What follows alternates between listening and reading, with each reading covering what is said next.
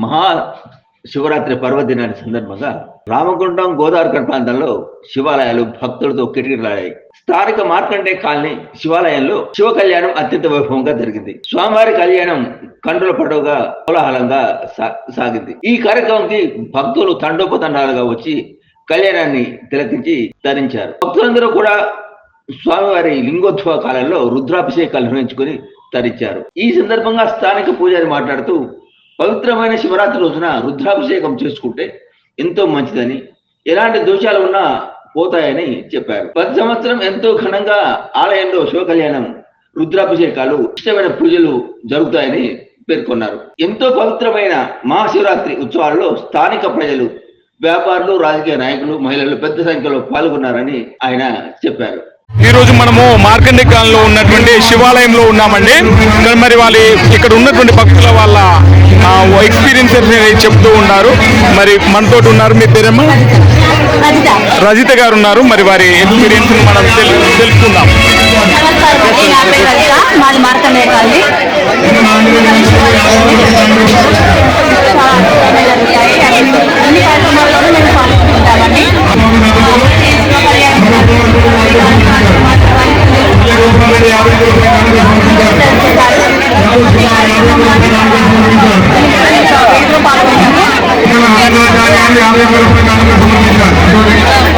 చెప్పండి, మీరు ఎప్పటి నుంచి వస్తున్నారు ఈ దేవాలయానికి? ఈరోజు భక్తుల్లో మరి చాలా గిరగిరలాడుతుంది. ఎప్పుడు కూడా ఇదే విధంగా ఉంటారా భక్తులు ఇక్కడ?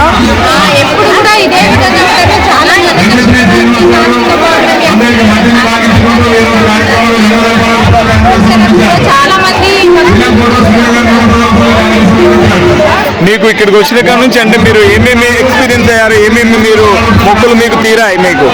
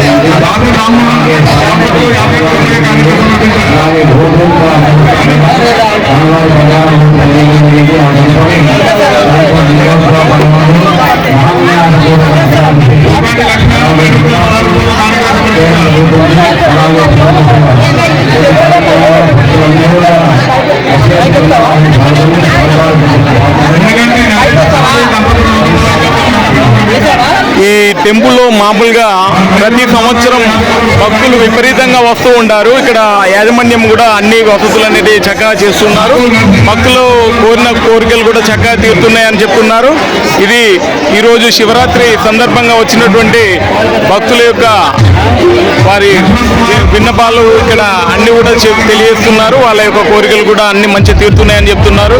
ఇది పొజిషన్. ఈరోజు శివరాత్రి సందర్భంగా ఇంత కోలాహలంగా ఉంది ఇక్కడ. ధన్యవాదాలండి.